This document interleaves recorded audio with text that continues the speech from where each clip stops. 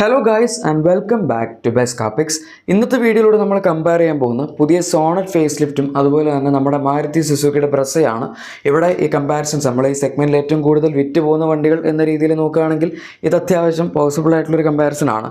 എന്തായാലും നമുക്കിവിടെ കുറച്ച് കമ്പാരിസൺ എന്ന് പറയുമ്പോഴും ഞാൻ സ്പെസിഫിക് ആയിട്ടുള്ള പോയിൻറ്റ്സ് ആണ് പറയാൻ പോകുന്നത്.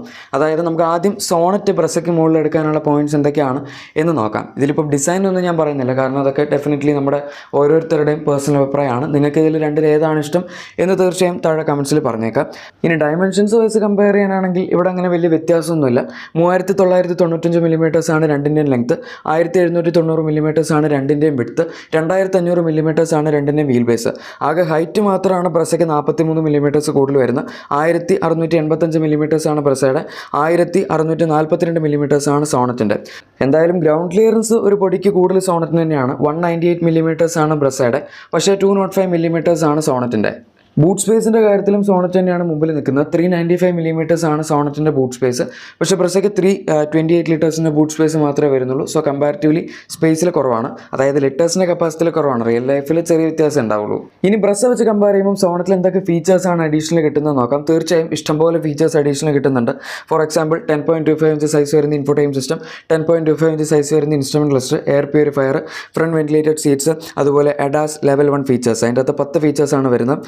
പിന്നെ 8 സ്പീക്കർ ബോസിൻ്റെ പ്രീമിയം സൗണ്ട് സിസ്റ്റം കിട്ടുന്നുണ്ട്, ബ്ലൈൻഡ് വ്യൂ മോണിറ്റർ കിട്ടുന്നുണ്ട്. ഈ വണ്ടിയിൽ ബാക്കിലും ഡിസ്പ്ലേക്ക് അവൈലബിൾ ആണ്. അതുപോലെ നമുക്ക് ഓൾ 4 പവർ വിൻഡോസിൽ auto up down function key പ്രാവശ്യം കൊടുത്തിട്ടുണ്ട്. അങ്ങനെ പറയേണ്ട ഇഷ്ടം പോലെ ഫീച്ചേഴ്സ് നമുക്ക് സോണറ്റിൽ അവൈലബിൾ ആണ് ബ്രസ വെച്ച് കമ്പയർ ചെയ്യുന്ന സമയത്ത്. ഈവൻ ഡാഷ്ബോർഡ് ഡിസൈനൊക്കെ നോക്കുകയാണെങ്കിൽ പോലും അത്യാവശ്യം ഫ്യൂച്ചറിസ്റ്റിക് ആയിട്ടുള്ള ഡിസൈൻ തന്നെയാണ് കീ ഇതിൻ്റെ അകത്ത് കൊടുത്തിരിക്കുന്നത്. ബ്രസയുടെ ഫേസ് ലിഫ്റ്റ് വന്നപ്പോൾ തൊട്ട് വലിയ കുഴപ്പമില്ലാത്ത ഡിസൈൻ തന്നെയാണ് ബ്രസയിലും വരുന്നത്. പിന്നെ കോമൺ ആയിട്ടുള്ള ഫീച്ചേഴ്സ് രണ്ടിലും ഇഷ്ടം പോലെ ഉണ്ട്. അതായത് ഇപ്പം ഇലക്ട്രിക് സൺറൂഫ് ആവട്ടെ, അല്ലെങ്കിൽ പുഷ് ബട്ടൺ സ്റ്റാർട്ട് ആവട്ടെ, ഓട്ടോ AC ആവട്ടെ, അങ്ങനെ കുറേ സാധനങ്ങൾ കോമൺ ആയിട്ടും വരുന്നുണ്ട്. ഞാനതങ്ങനെ എടുത്ത് പറയാറില്ല. നമ്മൾ ജസ്റ്റ് സോണറ്റിൽ കൂടുതൽ കിട്ടുന്ന ഫീച്ചേഴ്സിലാണ് ഫോക്കസ് ചെയ്തിരിക്കുന്നത്. ഇനി സോണറ്റിൻ്റെ അടുത്ത വലിയ പ്ലസ് പോയിൻറ്റ്സ് ആണ് അതിൻ്റെ അകത്ത് വരുന്ന എഞ്ചിൻ ഓപ്ഷൻസ്. 3 എഞ്ചിൻ ഓപ്ഷൻസ് ആണ് സോണറ്റിൽ വരുന്നത്. ബ്രസയിൽ ആകെ ഒരൊറ്റ ഒരെണ്ണം മാത്രമേ ഉള്ളൂ. 3 എന്ന് പറയുമ്പം 1.2 ലിറ്റർ NA പെട്രോൾ ഉണ്ട്. അതൊരു ഭയങ്കര ആവറേജ് എഞ്ചിനാണ്. അതിൽ നല്ലത് ബ്രസയിൽ വരുന്ന 1.5 NA പെട്രോളാണ്. അതിലേക്ക് ഞാൻ ബ്രസയുടെ കാര്യം പറയുമ്പോൾ പറയാം. ഓക്കെ, പക്ഷേ ബാക്കി 2 എഞ്ചിൻസ്, അതിപ്പം 1 ലിറ്റർ ടർബോ പെട്രോൾ ആയിക്കോട്ടെ, അല്ലെങ്കിൽ 1.5 ലിറ്റർ ഡീസൽ എഞ്ചിൻ ആയിക്കോട്ടെ, ഇത് രണ്ടും പവറിൻ്റെ കാര്യത്തിലും ബ്രസയേക്കാൾ സുപ്പീരിയർ ആണ്. അതുപോലെ തന്നെ മൊത്തത്തിലുള്ള നമ്മുടെ ഒരു റിഫൈൻമെൻ്റ് ഒക്കെ എടുക്കുകയാണെങ്കിലും ഡീസൽ എഞ്ചിൻ അത്യാവശ്യം റിഫൈൻഡ് ആണ്. 1 ലിറ്റർ ടർബോയും 3 സിലിണ്ടർ ആണ്. പക്ഷേ എന്നാലും 3 സിലിണ്ടറിൻ്റെ കേസിൽ നമ്മൾ നോക്കുകയാണെങ്കിൽ അത്യാവശ്യം റിഫൈൻമെൻറ്റ് ഉണ്ട്. ഒബ്വിയസ്ലി ബ്രസയുടെ K15C എഞ്ചിനും വളരെ റിഫൈൻഡ് ആണ് കേട്ടോ. പക്ഷേ പവറിൻ്റെ കേസിൽ എടുക്കുകയാണെങ്കിൽ തീർച്ചയായും സോണറ്റ് തന്നെയാണ് മുമ്പിൽ നിൽക്കുന്നത്.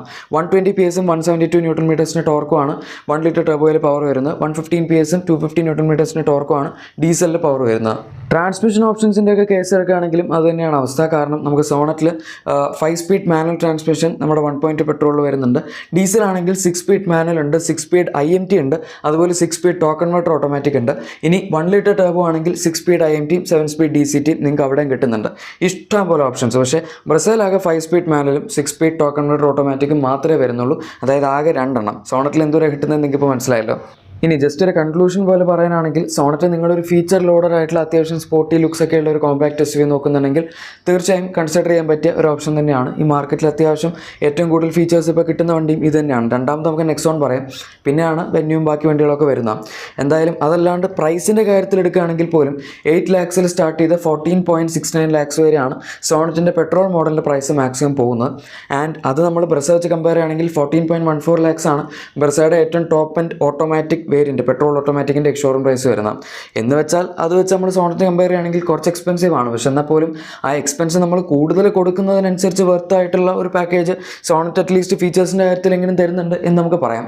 ബാക്കി ഇപ്പം അതായത് വേറെ കുറച്ച് ആസ്പെക്ട്സ്, ഇപ്പം കംഫർട്ട്, സസ്പെൻഷൻ, അങ്ങനത്തെ കുറച്ച് കാര്യങ്ങളൊക്കെ നിങ്ങൾക്ക് നന്നായിട്ട് വേണമെങ്കിൽ ബ്രസയെ നോക്കാം. അത് ഞാൻ ബ്രസയുടെ കാര്യം വരുമ്പോൾ പറയാം. സോണറ്റിൽ നമുക്ക് ഇത്രയൊക്കെ കാര്യങ്ങളാണ് അഡീഷണൽ ആയിട്ട് ബ്രസയെ വെച്ച് നോക്കുമ്പോൾ പ്ലസ് പോയിൻറ്റ്സ് ആയിട്ട് പറയാൻ പറ്റുന്നത്. പിന്നെ വേറൊരു കാര്യമുള്ളത്, നിങ്ങൾ ഇത്രയും പ്രൈസ് സ്പെൻഡ് ചെയ്യുകയാണെങ്കിൽ വേണമെങ്കിൽ പെർഫോമേറ്റർ കോമ്പാക്ട് SUVസിലേക്കും കൺസിഡർ ചെയ്യാം. അതായത് ഇപ്പോൾ സെൽട്ടോസോ അല്ലെങ്കിൽ ഗ്രാൻഡ് വിറ്റാരോ അങ്ങനെ ഈ 2 കമ്പനികളിലെ തന്നെ വണ്ടികൾ വേറെയും അവൈലബിൾ ആണല്ലോ. അതൊക്കെ വേണമെങ്കിൽ നിങ്ങൾക്ക് താല്പര്യമുണ്ടെങ്കിൽ നോക്കാം എന്ന് മാത്രം. എന്തായാലും നമുക്ക് ഇനി ബ്രസയിൽ വരുന്ന പ്ലസ് പോയിൻറ്റ്സ് നോക്കാം. പിന്നെ നേരത്തെ പറഞ്ഞ പോലെ ലുക്കിൻ്റെ കാര്യം ഇവിടെ ഓൾറെഡി ഉണ്ട്, നിങ്ങൾക്ക് ഇഷ്ടമുള്ള സംഭവം ചൂസ് ചെയ്യാം. പിന്നെ അതല്ലാണ്ട് നമ്മൾ നോക്കുകയാണെങ്കിൽ ഡയമെൻഷൻസിൻ്റെ കാര്യം ഞാൻ പറഞ്ഞു. ബ്രസയ്ക്ക് നമ്മുടെ സോണറ്റിനേക്കാൾ ഒരു പൊട്ടിക്ക് ഹൈറ്റ് കൂടുതലുണ്ട്, 43 മില്ലിമീറ്റേഴ്സ് കൂടുതലാണ്. അത് മാത്രമേ ഉള്ളൂ. പിന്നെ നമുക്കിനി ഫീച്ചേഴ്സിൻ്റെ കാര്യത്തിലേക്ക് കിടക്കാം. സോണറ്റ് വെച്ച് കമ്പയർ ചെയ്യുമ്പോൾ ബ്രസയിൽ അങ്ങനെ ഒരുപാട് കൂടുതൽ ഫീച്ചേഴ്സ് കിട്ടും എന്ന് നിങ്ങൾ വിചാരിക്കരുത്, വളരെ കുറവാണ്. ആദ്യത്തെ ഹെഡ് അപ്പ് ഡിസ്പ്ലേ അത് കിയ ആകെ സെൽറ്റോസിൽ മാത്രമേ കൊടുക്കുന്നുള്ളൂ, സോണറ്റിൽ ഹെഡ് അപ്പ് ഡിസ്പ്ലേ അവൈലബിൾ അല്ല. പിന്നെ നമുക്ക് വയർലെസ് കാർപ്ലേ ആൻഡ്രോയിഡ് ഓട്ടോ ബ്രസയിൽ അവൈലബിൾ ആണ്, പക്ഷേ അത് സോണറ്റിലില്ല. അതൊരു വളരെ വിയേർഡായിട്ടുള്ള സംഭവമാണ്. ഹ്യുണ്ടായുടെ 10.25 ഇഞ്ച് ഇൻഫോടൈം സിസ്റ്റത്തിനകത്ത് അവർ ഈ wireless CarPlay Android auto support കൊടുത്തിട്ടില്ല. പക്ഷേ അതേസമയം 8 ഇഞ്ച് ഇൻഫോടൈം സിസ്റ്റം നമ്മൾ വെന്യൂലൊക്കെ നോക്കുകയാണെങ്കിൽ, അതുപോലെ i20 ഇതിൻ്റെ ഈവൻ സോണറ്റിൻ്റെ ആണെങ്കിൽ പോലും ബേസിക് വേരിയൻസിൽ 8 ഇഞ്ച് ഇൻഫോടൈം സിസ്റ്റം വരുന്ന മോഡൽസിലൊക്കെ wireless CarPlay Android auto available ആണ്. പക്ഷേ നിങ്ങൾ ടോപ്പ് ആൻഡ് 10.25 ഇഞ്ച് വരുന്ന മോഡൽ എടുക്കുകയാണെങ്കിൽ അതിൻ്റെ അകത്ത് ഉണ്ടാവില്ല. സോ അവിടെ ബ്രസയ്ക്ക് ഒരു പ്ലസ് പോയിന്റ് ഉണ്ട്. ബ്രസയിൽ 9 ഇഞ്ചസിന് ഇൻഫോടൈം സിസ്റ്റമാണ് കൊടുത്തിരിക്കുന്നത്, പക്ഷേ സോണറ്റിലേക്ക് നമുക്ക് സൈസിൻ്റെ കാര്യത്തിൽ കൂടുതലാണ് 10.25 ഇഞ്ച് വരുന്നുണ്ട്. ഇനി ഈ പറയുന്ന ഫീച്ചേഴ്സൊക്കെ ഒന്ന് മാറ്റി വെച്ച് ആലോചിക്കുകയാണെങ്കിൽ ബ്രസ അത്യാവശ്യം നല്ലൊരു പാക്കേജാണ്. നമുക്കൊരു ഓൾറൗണ്ടർ വണ്ടി എന്നൊക്കെ പറയും. കാരണം ആവശ്യത്തിനുള്ള ഫീച്ചേഴ്സൊക്കെ ഇപ്പം മാരുതി സുസുക്കി ബ്രസയിൽ കൊടുക്കുന്നുണ്ട്. എല്ലാവർക്കും സൺറൂഫ് വേണം, അതുകൊണ്ട് അവർ ബ്രസയുടെ പുതിയ അപ്ഡേറ്റിൽ സൺറൂഫ് കൊടുത്തു. പിന്നെ ബാക്കി ഫീച്ചേഴ്സ് ഇപ്പം 9 ഇഞ്ച് ഇൻഫോടൈമിൻ്റെ ഹെഡ് അപ്പ് ഡിസ്പ്ലേ അങ്ങനത്തെ സാധനങ്ങളൊക്കെ ഇതിൻ്റെ അകത്തുണ്ട്.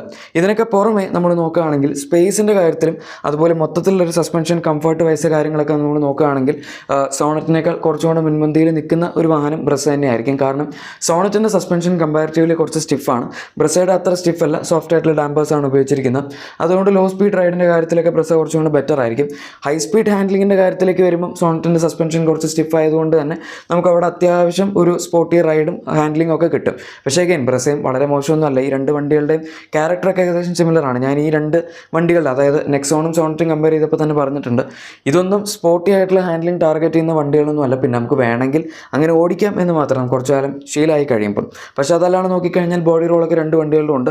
പിന്നെ ഷാസി അത്ര ഭയങ്കര സ്റ്റിഫൊന്നും അല്ല, ഭയങ്കര കോർണേഴ്സിൻ്റെ അകത്തൂടെയൊക്കെ നമുക്കിങ്ങനെ കുത്തി കട്ട് ചെയ്ത് ഒക്കെ കളിക്കാൻ. എന്തായാലും അത് പോട്ടെ. അതല്ലാണ്ട് നമ്മൾ എടുക്കുകയാണെങ്കിൽ ഇനി ബ്രസയിൽ അഡീഷണൽ ആയിട്ടൊരു CNG ഓപ്ഷൻ കൂടി അവൈലബിൾ ആണ്. അത് സോണറ്റിൽ ഇപ്പോൾ താൽക്കാലികമായി വന്നിട്ടില്ല. കുറച്ച് കാലം കഴിയുമ്പോൾ ചിലപ്പം 1.2 പെട്രോൾ അവർ CNG ഓപ്ഷൻ കൊടുക്കുമായിരിക്കും. ഇനി നമ്മൾ പ്രൈസിൻ്റെ കാര്യം എടുക്കുമ്പം വളരെ ഇമ്പോർട്ടൻ്റ് ആയിട്ടുള്ള വേറൊരു സംഭവം കൂടെ വരുന്നുണ്ട്. അതാണ് ബേസിക് വേരിയൻസ്. 8.29 ലാക്സിലാണ് ബ്രസയുടെ LXi ബേസ് മോഡലിൻ്റെ പ്രൈസ് സ്റ്റാർട്ട് ചെയ്യുന്നത്. നിങ്ങളുടെ ബഡ്ജറ്റ് കുറവാണ്, 10 ലാക്സിന് അടുത്തൊക്കെ ഉള്ളൂ, അല്ലെങ്കിൽ 9.5 ലാക്സ് വരെയൊക്കെ ഉള്ളൂ, നിങ്ങൾ സോണറ്റ് ബേസ് മോഡലും ബ്രസ ബേസ് മോഡലും നോക്കുന്നുണ്ടെങ്കിൽ ഞാൻ തീർച്ചയായും പറയുന്ന ബ്രസ ബേസ് മോഡൽ എടുക്കാനായിരിക്കും. കാരണം സോണറ്റിൻ്റെ ബേസ് മോഡൽ ഫീച്ചേഴ്സൊക്കെ നമുക്ക് രണ്ടിലും കണക്കാണ്. ബേസ് മോഡൽ ആയതുകൊണ്ട് രണ്ടിലും പ്രത്യേകിച്ചൊന്നും കിട്ടില്ല. പക്ഷേ എന്നാൽ സോണറ്റിൻ്റെ എഞ്ചിനും വളരെ ആവറേജ് ആണ്. 1.2 ലിറ്റർ NA പെട്രോളാണ് അവർ അതിനകത്ത് കൊടുത്തിരിക്കുന്നത്. അതായത് ജസ്റ്റ് 83 PS പവർ, 113.8 ന്യൂട്ടൺ മീറ്റേഴ്സിന് ടോർക്കേ ഉള്ളൂ. ആ വണ്ടിയുടെ സൈസ് വെച്ച് നോക്കുകയാണെങ്കിൽ ആ എഞ്ചിൻ അത്യാവശ്യം അണ്ടർ പവർഡാണ്. ബ്രസയിലേക്ക് വരികയാണെങ്കിൽ 1.5 litre naturally aspirated 4 cylinder petrol എഞ്ചിനാണ് കിട്ടുന്നത്. പവർ വൈസൊക്കെ ഇതും കുറവാണ്, 103 PS പവറും അതുപോലെ 136.8 ന്യൂട്ടൺ മീറ്റേഴ്സിന് ടോർക്കും ഒക്കെ ഉള്ളൂ. പക്ഷേ എന്നാൽ നമ്മൾ ഓവറോൾ ആക്സലറേഷൻ്റെ കാര്യത്തിലും ലോ ആൻഡ് ഗ്രണ്ടിൻ്റെ കാര്യമൊക്കെ എടുക്കുകയാണെങ്കിൽ അറ്റ്ലീസ്റ്റ് സോണറ്റിൽ വരുന്ന 1.2 പെട്രോൾ വെച്ച് കമ്പയർ ചെയ്യുമ്പോഴെങ്കിലും ബ്രസ കുറച്ചുകൂടെ ബെറ്ററാണ്. മാത്രമല്ല ഇതിന് മൈലേജും സോണറ്റിനേക്കാൾ കൂടുതൽ കിട്ടുകയും ചെയ്യും. സിറ്റിയിലൊക്കെ ആണെങ്കിൽ 13-14 ആ റേഞ്ചിലൊക്കെ കിട്ടും. ഹൈവേയിലൊക്കെ പോകുകയാണെങ്കിൽ നമുക്ക് 17-18 ആ റേഞ്ച് വരെയൊക്കെ ഈസി ആയിട്ട് ബ്രസയിൽ മൈലേജ് കിട്ടും. സോണറ്റിൻ്റെ ഡീസൽ വെച്ച് മൈലേജ് നമുക്ക് കമ്പയർ ചെയ്യാൻ പറ്റില്ല. പക്ഷേ എന്നാൽ ബാക്കി രണ്ട് പെട്രോൾ എഞ്ചിൻസ് വെച്ച് നോക്കുകയാണെങ്കിലും ബ്രസയുടെ മൈലേജ് തന്നെയാണ് ഇംപ്രസീവ് ആയിട്ടിരിക്കുന്നത്. പിന്നെ സേഫ്റ്റിയുടെ കാര്യം പറയുകയാണെങ്കിൽ ക്രാഷ് ടെസ്റ്റ് വെച്ചൊക്കെ നോക്കുകയാണെങ്കിൽ ബ്രസ കുറച്ചും കൂടെ സേഫാണ്. സോണറ്റിൻ്റെ സേഫ്റ്റി ഇമ്പ്രൂവ് ചെയ്തതായിട്ടൊന്നും കിയ എവിടെയും പറയുന്നില്ല. പക്ഷേ സ്റ്റാൻഡേർഡ് സേഫ്റ്റി ഫീച്ചേഴ്സിൻ്റെ കാര്യത്തിൽ നമുക്ക് സോണറ്റിൽ ഇപ്പം 6 airbags, electronic stability program, brake assist, അങ്ങനെ ഇഷ്ടം പോലെ സേഫ്റ്റി ഫീച്ചേഴ്സ് സ്റ്റാൻഡേർഡായിട്ട് കിട്ടുന്നുണ്ട്. ബ്രസയിൽ ESPയും സാധനങ്ങളൊക്കെ ഉണ്ടെങ്കിലും ബാക്കി ഒരുപാട് സേഫ്റ്റി ഫീച്ചേഴ്സ് ഇതിൻ്റെ അകത്ത് സ്റ്റാൻഡേർഡായിട്ട് വരുന്നില്ല. 2 എയർ ബാഗ്സ് ഒക്കെ തന്നെ ഉള്ളൂ, 6 ആയിട്ട് ഇപ്പോൾ കൊടുത്തിട്ടില്ല. പിന്നെ ഇതൊന്നും അല്ലാണ്ട് എല്ലാ മാരുതി വണ്ടികളും പറയാൻ പറ്റുന്ന സംഭവം ഇവിടെയുണ്ട്. അതായത് അവരുടെ വൈഡ് ആയിട്ടുള്ള സർവീസ് നെറ്റ്വർക്ക്. അത് തീർച്ചയായും ബ്രസയ്ക്ക് ഒരു അഡീഷണൽ പ്ലസ് പോയിന്റ് കൂടിയാണെന്ന് പറയാം. എവിടെ പോയാലും നമുക്ക് സർവീസ് കിട്ടും. എന്തായാലും ഇതാണ് പുതിയ സോണറ്റ് ഫേസ് ലിഫ്റ്റും അതുപോലെ ബ്രസയും തമ്മിലുള്ള ഒരു ഡീറ്റെയിൽഡ് കമ്പാരിസൺ. വീഡിയോ ഇഷ്ടപ്പെട്ടെങ്കിൽ ലൈക്കും സബ്സ്ക്രൈബും ഷെയറും ഒക്കെ ചെയ്തേക്കാം. നമുക്ക് മറ്റൊരു വീഡിയോയിൽ കാണാം. Thank you for watching my video and good bye.